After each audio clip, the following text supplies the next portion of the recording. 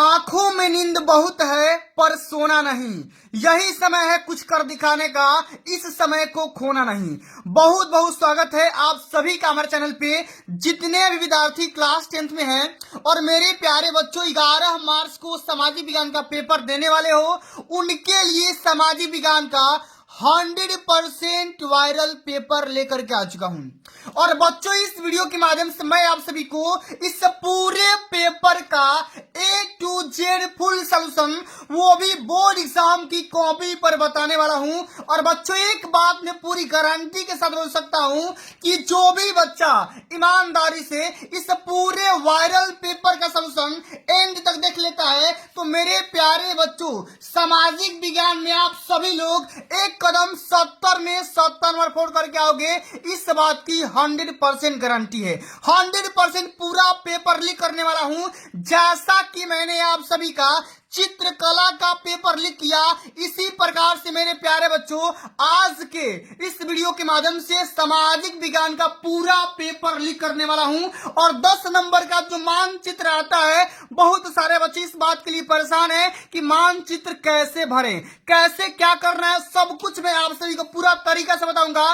बस ये पेपर तैयार कर लो, अंत तक देख लो भाई, कोई माई का लाभ का एक भी नंबर नहीं काट पाएगा, इस बात की पूरी गारंटी है। और अब की बार हर मेरा प्यारा बच्चा, अब की बार हर पेपर में एक कदम 70 में 70 नंबर फोड़ करके आना है।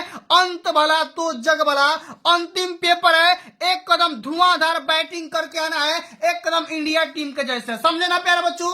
आइए बच्चों बिना टाइम को वेस्ट किए एकदम सेशन की शुरुआत करते हैं। और कॉपी कैसे लिखना है, क्या तरीका अपनाना है, पूरा तरीके से बताऊंगा, परेशान मत होना। सबसे पहले मेरे प्यारे बच्चों आप इस पूरा पेपर को तैयार करके चले जाइए। क्या है क्वेश्चन, जरा ध्यान से समझिएगा। एक एक क्वेश्चन को एक कदम डिटेल में पढ़ने का पूरा प्रयास करेंगे, जरा ध्यान से समझो। तो थोड़ा सा हम इसको जूम आउट कर लेते हैं, आराम से पूरा क्लियर क्वेश्चन दिखेगा, कहीं भी भटकने की आवश्यकता नहीं है सॉल्यूशन के लिए। सबसे पहले बात करेंगे खंड अ में जितने भी यहाँ पे बहुविकल्पी क्वेश्चन पूछे गए हैं, आराम से सॉल्व करते हैं। उसके बाद खंड ब का भी सॉल्यूशन देख लीजिएगा। बोल रहा है कि फ्रांस की क्रांति कब प्रारंभ हुई थी? 1779 में, 1789 में, 1780 में या 1799 में? तो मेरे प्यारे बच्चों जो फ्रांस की क्रांति हुई थी ना, वो हुई थी 1789 ईस्वी में। सेकेंड ऑप्शन बिल्कुल यहाँ पे करेक्ट आंसर हो जाएगा। जितना क्वेश्चन बता रहा हूं सारे क्वेश्चन को तैयार करके चले जाना है। क्या है क्वेश्चन अगला कि नेपोलियन का संबंध किससे था? फ्रांस से, जर्मनी से, इटली से या उपयुक्त में से कोई नहीं। तो मेरे प्यारे बच्चे नेपोलियन कहां का निवासी था? वो था फ्रांस का। पहला जो ऑप्शन होगा ना बिल्कुल यहाँ पे करेक्ट आंसर हो जाएगा। अगला क्वेश्चन क्या बोला गया है कि जालियांवाला बाग हत्याकांड कब हुआ था? अब इस क्वेश्चन पे भैया आप स्टार लगा लो एकदम। कौन सा स्टार?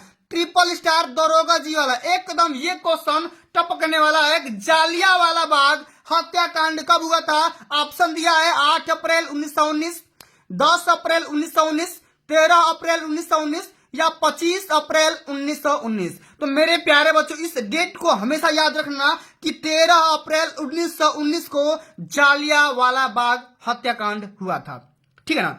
अगला क्वेश्चन इंपॉर्टेंट है कि वंदे मातरम गीत के लेखक कौन है? बंकिम चंद्र चटर्जी, रविंद्रनाथ टैगोर, शरद चंद्र चटर्जी या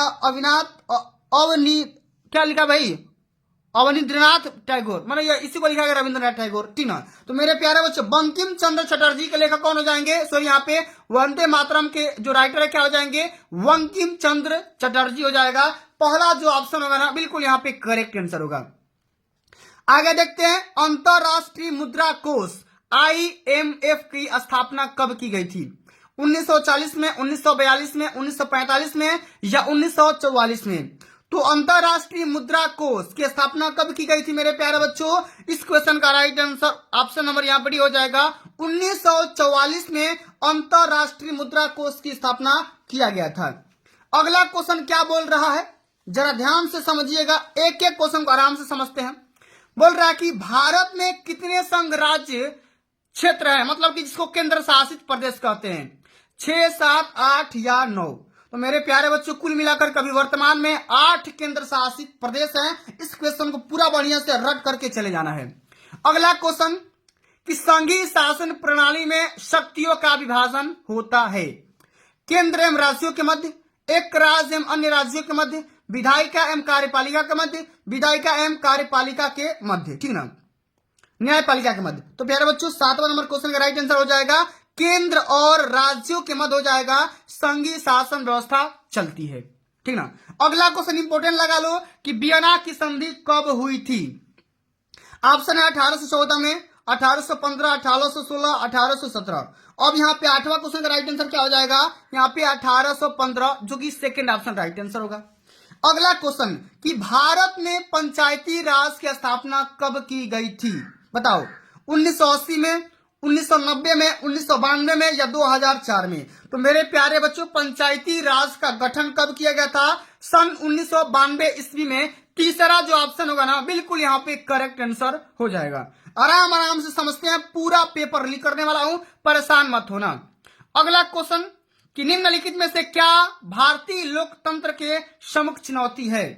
क्षेत्रीय असंतुलन, सामाजिक तनाव व हिंसा, दल बदल या उपयुक्त में से सभी। तो क्या हो जाएगा, उपयुक्त सभी हो जाएगा। इस वजह से भारतीय लोकतंत्र का सामना करना पड़ रहा है चुनौतियों का। अगला हमारा क्वेश्चन क्या है कि लौह अयस्क किस प्रकार का संसाधन है, नवीकरणीय संसाधन, प्रवाह, जैव या अनवीकरणीय संसाधन। अब इस क्वेश्चन का राइट आंसर क्या हो जाएगा, तो मेरे प्यारे बच्चे हो जाएगा अनवीकरणीय योग्य हो जाएगा।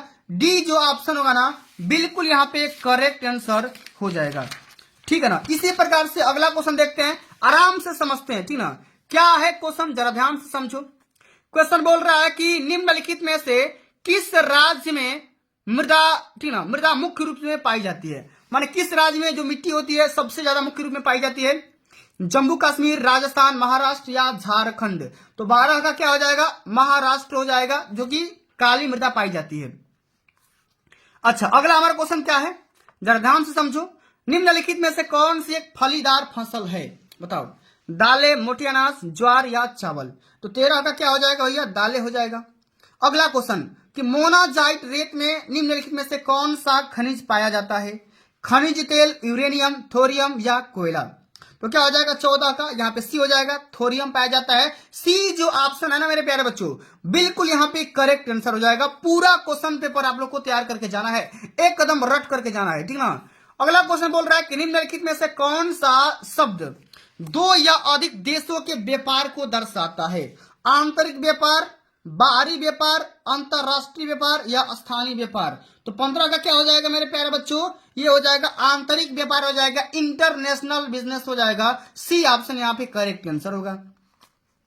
अगला क्वेश्चन क्या बोला गया है कि सामान्यतः किसी देश का विकास किस आधार पर निर्धारित किया जा सकता है, प्रति व्यक्ति आय, औसत साक्षरता दर, लोगों की स्वास्थ्य स्थिति या उपरोक्त में से सभी। तो 16 का क्या हो जाएगा मेरे प्यारे बच्चों, 16 का हो जाएगा डी, क्या हो जाएगा, उपयुक्त में सभी हो जाएगा। इसी वजह से हम क्या करते हैं, विकास का हम यहाँ पे मापन कर सकते हैं या निर्धारण कर सकते हैं। अगला क्वेश्चन क्या बोला गया है, जरा ध्यान से समझो। निम्नलिखित पड़ोसी देशों में से मानव विकास के लिहाज से किस देश की स्थिति भारत से बेहतर है। अब ये क्वेश्चन कई बार रिपीट कर रहा है हर पेपर में, ठीक ना। बांग्लादेश, श्रीलंका, नेपाल या पाकिस्तान। तो 17 का क्या हो जाएगा, ऑप्शन नंबर यहाँ पे सेकंड हो जाएगा, श्रीलंका हो जाएगा, ठीक है ना। एक कदम आराम आराम से समझते हैं पूरा पेपर को, ठीक है। अगला क्वेश्चन क्या बोल रहा है कि सार्वजनिक एवं निजी क्षेत्र के विभाजन का आधार है रोजगार की शर्तें, आर्थिक गतिविधि की प्रकृति, उद्यमों के स्वामित्व या उद्यमों में नियोजित श्रमिकों की संख्या। तो क्या हो जाएगा इसका राइट आंसर प्यारे बच्चों 18 का हो जाएगा, ऑप्शन नंबर यहाँ पे क्या हो जाएगा, स हो जाएगा, जो कि यहाँ पे सी, उद्यमों के स्वामित्व हो जाएगा।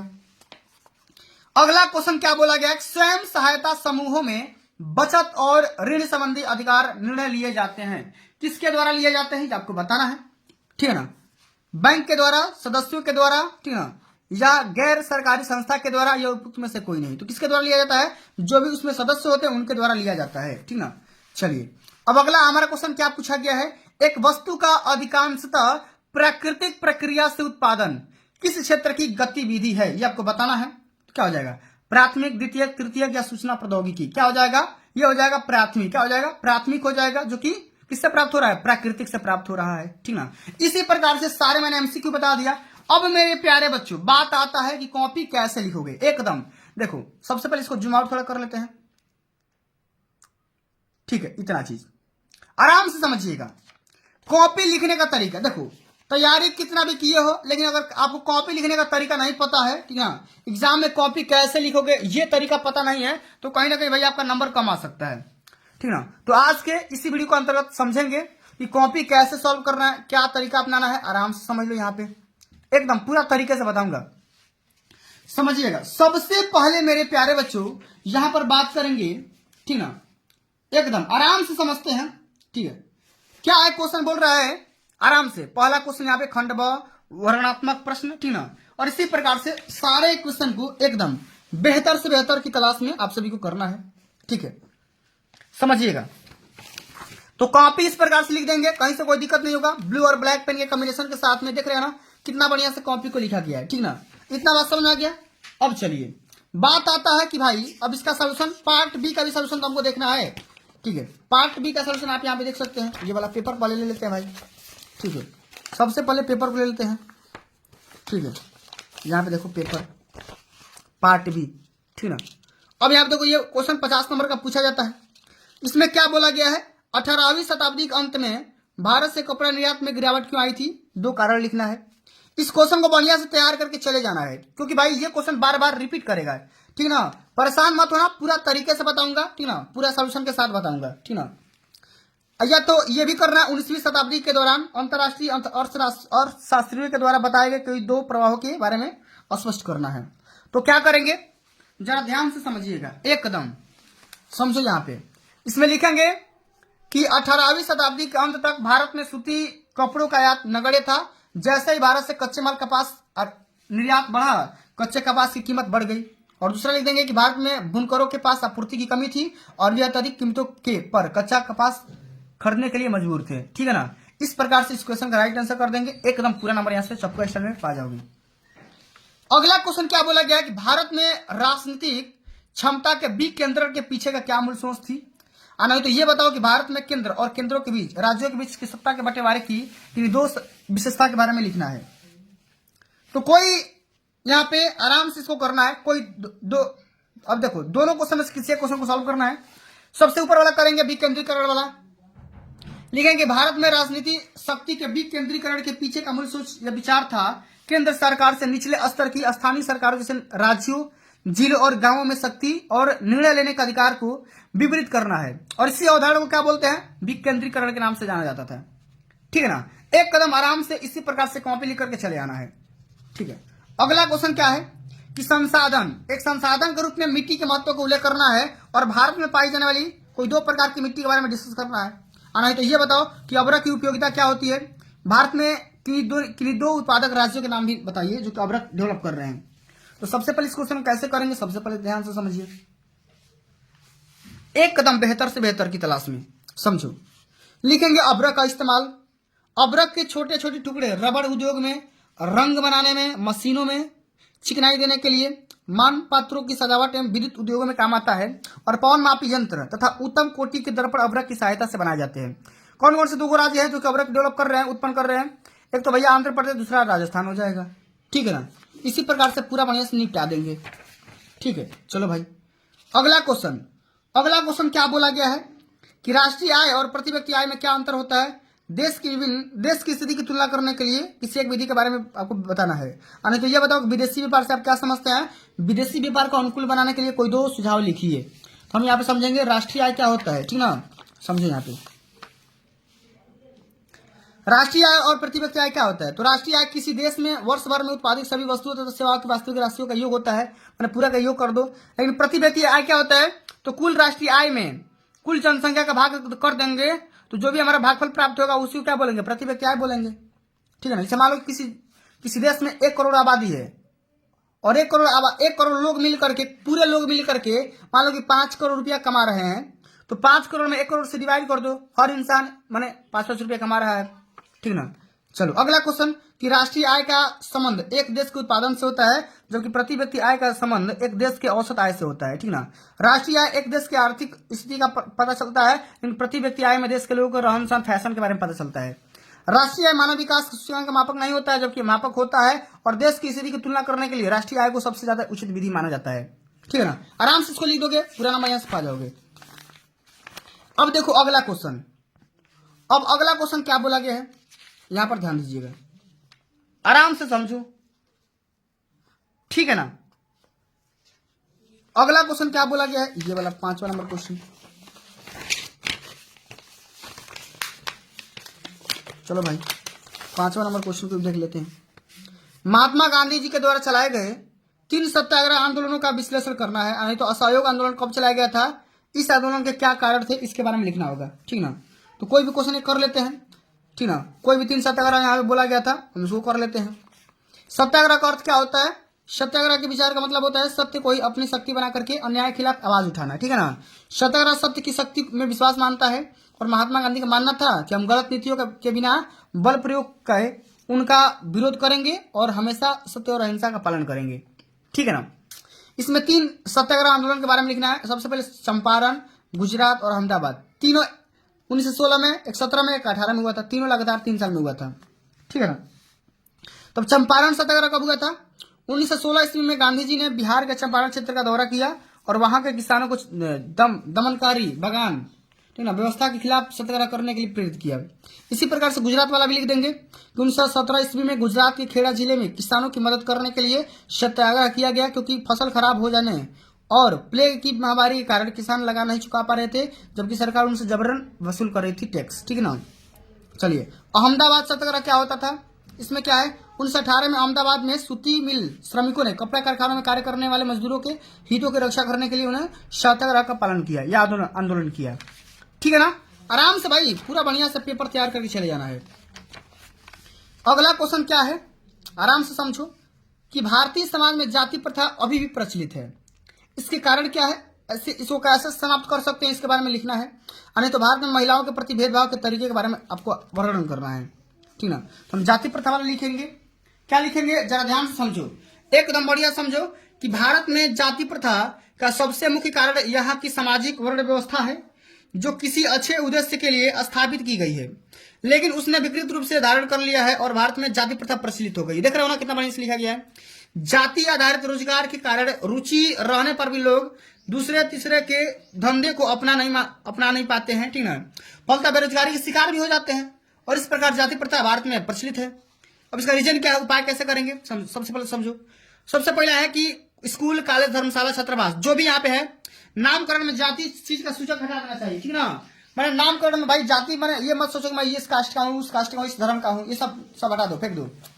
अगला लिखेंगे कि जाति संगठन परिचय सम्मेलन पर कानूनी प्रतिबंध लगा देना चाहिए, ठीक ना, इस प्रकार से निपटा देंगे। अब देखो अगला क्वेश्चन बोला गया गन्ने की खेती करने के लिए उपयुक्त भौगोलिक परिस्थितियों के बारे में डिस्कस करना है, ठीक ना, और 3 उत्पादक राज्यों के बारे में आपको डिस्कस भी करना है, ठीक ना। चलिए ध्यान दीजिए, तो आराम से इसको कर लेंगे, कहीं से कोई दिक्कत नहीं आएगा ना। गन्ने की खेती करने के लिए उपयुक्त भौगोलिक परिस्थितियों के बारे में डिस्कस करना है, और भारत में कौन सा ऐसा राज्य है जो किसका डेवलप ज्यादा कर रहा है, मुख्य शरण से क्या समझते हैं, इसे रोकने का क्या 4 उपाय लिखना है, आराम से निपटारा कर दोगे। देखो यहाँ पे कुछ नहीं आएगा ना, एकदम ये ट्रिक अपना लेना है, समझो। सबसे पहले समझो भू क्षरण, भू माने भूमि, आज क्षरण माने नुकसान हो जाना, माने भूमि का नुकसान हो जाना। अब भूमि कैसे नुकसान होता है समझो, प्रोसेस समझो।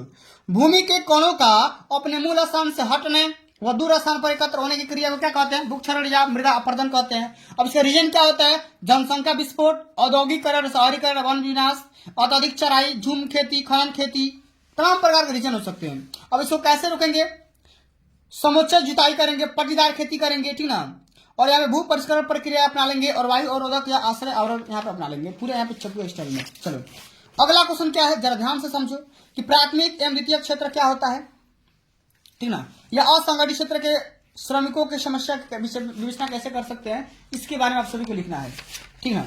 सबसे पहले आप समझो प्राथमिक क्षेत्र क्या होता है, माने जो प्रकृति से चीज प्राप्त करते उगाते हैं, उसी को हम क्या बोलते हैं, प्राथमिक क्षेत्र। प्राथमिक क्षेत्र अर्थव्यवस्था का वह क्षेत्र होता है जो प्राकृतिक संसाधनों पर सीधा उपयोग करता है। इसमें कृषि, मछली पकड़ना, खनन करना, भारत में लगभग 70% आबादी जो होती है ना, इसी पे डिपेंड होती है, ठीक ना। और द्वितीय क्षेत्र क्या होता है, जो कि पहला और तीसरा का बीच में कॉम्बिनेशन बना करके रखता है, ठीक ना। लिखा भी गया है कि द्वितीय क्षेत्र महत्वपूर्ण है क्योंकि यह प्राथमिक और तृतीय क्षेत्र के विकास का समर्थन करता है, और यह भारत के सकल घरेलू उत्पाद मतलब जीडीपी ठीक है। और रोजगार टोकरी में भी महत्वपूर्ण योगदान देता है। यह भी प्राथमिक क्षेत्र के उत्पादों को उपभोक्ता उपयोग योग्य उत्पादों में परिवर्तन करने में मदद करता है। ठीक ना, इस प्रकार से कर देंगे। अब मेरे प्यारे बच्चों बात आता है यहाँ पे मानचित्र। अब मानचित्र कैसे भरोगे जरा ध्यान से समझिएगा, एकदम समझो। सबसे पहले समझो मानचित्र कैसे भरोगे, ठीक ना।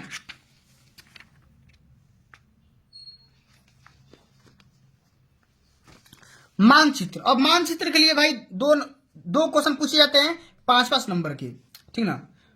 आराम से समझो, ठीक ना।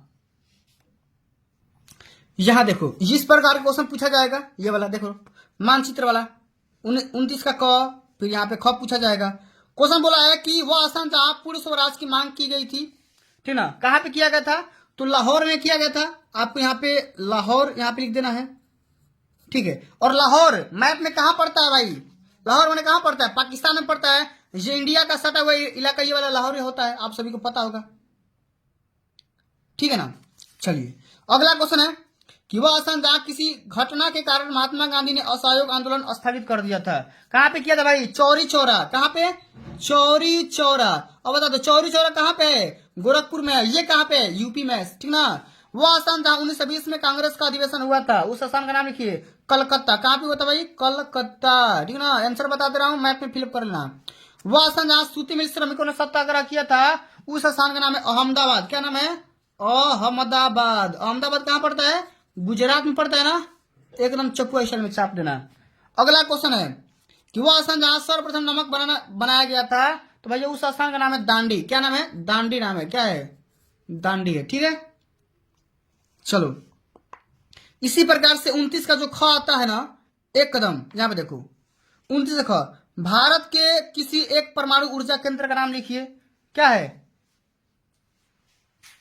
क्या है भाई, भारत के किसी एक ऊर्जा केंद्र का नाम लिखना है, तो कल पक्कम हो जाएगा। क्या हो जाएगा, कल पक्कम, कल पक्कम, इसको याद कर लो, पक्कम, ठीक ना।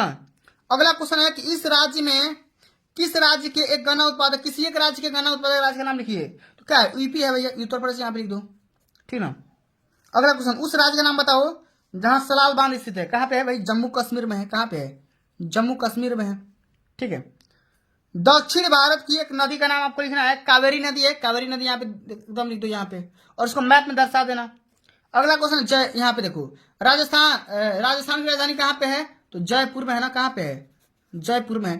अब जितना मैंने यहाँ पे आंसर बताया है ना, एकदम आराम से जयपुर कहाँ है, राजस्थान में है, ठीक है। आराम से इसको इस मैप में आपको डिनोट कर देना है, 10 नंबर यहाँ पे मिल जाएगा। मानचित्र के लिए मैंने एक अलग से वीडियो बना दिया है, उसका लिंक इसी वीडियो के डिस्क्रिप्शन बॉक्स में दे दूंगा, जाकर के देख लेना, पूरा चप्पू स्टाइल में छाप कर चले आना है, ठीक है।